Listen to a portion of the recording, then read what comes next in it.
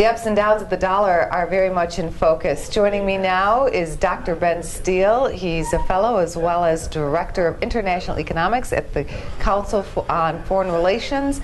And great to have you here. First of all, you spoke about the dollar dilemma, a big issue. What are some of the key points that you'd like to make today on that issue? Well, of course, the U.S. has issued an enormous amount of new debt over the past 2 years, and a lot more debt is coming down the road. But there are a few problems that the financial press is not focused much on, which I tried to draw out in my presentation. First of all, the distribution of new debt that's coming out. It's much more skewed towards short-term debt, so the average maturity of U.S. debt has fallen, which makes the cost of servicing our debt in the United States potentially much more expensive should interest rates rise in the near future. And of course, there is a lot of concern about that, particularly because the U.S. Federal Reserve is scheduled to stop purchasing agency securities, that is, mortgage securities, this month. And that's raising enormous concerns in the market. First of all, about whether mortgage rates are going to be headed up, whether Treasury rates are going to be headed up, because basically what the Federal Reserve has done is to buy mortgage securities from the private sector. The private sector has taken those proceeds and bought Treasuries.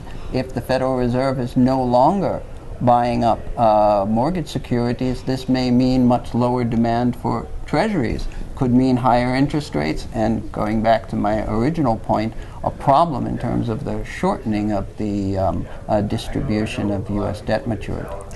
Okay, so a lot to look forward to, obviously, going on here. So what's your forecast for the dollar then, having said all of that? Well, you know, it's pretty difficult to predict right now because the dollar's main competitor, the euro, has its own problems. Yes. Of course, the Greek situation is very serious, and it's raising some questions about the future of the Eurozone. And it's probably also raised some questions abroad among central banks as to whether central banks should be accumulating more euro reserves, which was one idea that many have been discussing just a year ago. My suspicion is that foreign central banks are going to start thinking more about accumulating gold as reserves now rather than euros.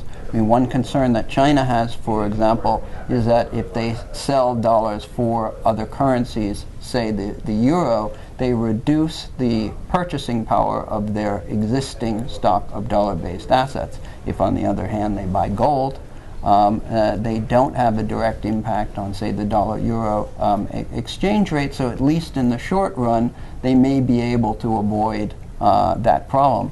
The interesting question then comes down the road, if a lot of foreign central banks start building up their gold reserves, is whether they're going to start using that gold essentially as a currency to settle trade balances. So without anybody intending to reinvent any sort of gold standard, we could go back to a situation where gold does have an international monetary role. There are consumers right now who are buying gold, just buying gold jewelry with that same thought. They're concerned about inflation, they're concerned about what's going to happen with the economy, and they want a safe place right now. Investment demand for gold has been high, but also very, very volatile in recent years.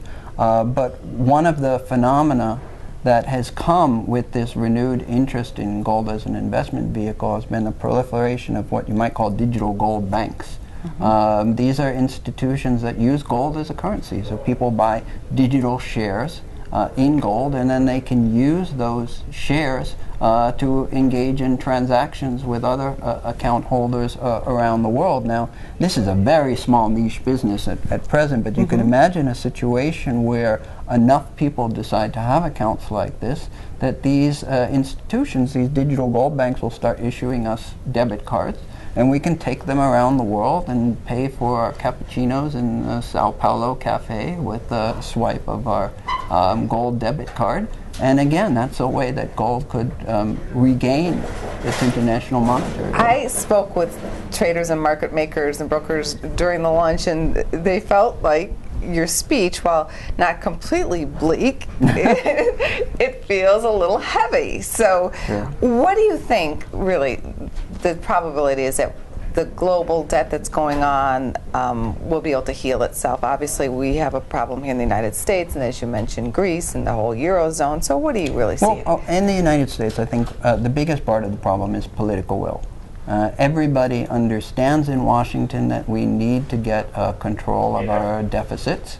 I think there is a view that we shouldn't do it today, that right now we have a recession to take care of, but everybody understands that long-term this is unsustainable. The problem is that political gridlock in Washington has never been worse in my lifetime. And it may mean that we won't address these underlying questions of, for example, soaring medical costs that are having a major impact on deficit projections over the next 10 years. Soaring entitlements for things like Social Security, while not as bad as the expected medical cost outlays, are very significant. There doesn't seem to be any willingness in Washington to discuss this. The Federal Reserve also faces huge challenges in implementing its so-called exit strategy to return towards a more normal balance sheet. Their balance sheet has tripled since 2008, and more importantly, the composition of their balance sheet has changed entirely. Traditionally, the Fed held government securities, normal government bonds, U.S. Treasuries, and they engaged in open market operations, selling, buying bonds in the marketplace in order to conduct monetary policy. But their holdings of U.S. Treasuries are actually not unusual now. They're very similar to what they were in 2008, but their holdings of what I would call politically toxic assets, in particular over $1 trillion of mortgages, have soared, and these are very, very difficult assets for the Fed to liquidate. It sounds like we need a lot of innovation at this point. We do. We need a lot of political courage. We certainly need more willpower in Washington to address these issues. The so-called bond market vigilantes have been hibernating of late. That's true. And I think the U.S. dollar has been somewhat of a beneficiary of the crisis in the Eurozone. But that may be a short-term effect. As I said, after the Fed stops its purchases of agency securities, we may find a much harder time making a market for U.S. Treasury securities, and then we could see a spike in, say, 30-year Treasuries, which would really put the Fed in a dilemma. Very insightful. Thank you very much. My pleasure. We've been speaking with Dr. Steil. He is Director of International Economics at the Council on Foreign Relations.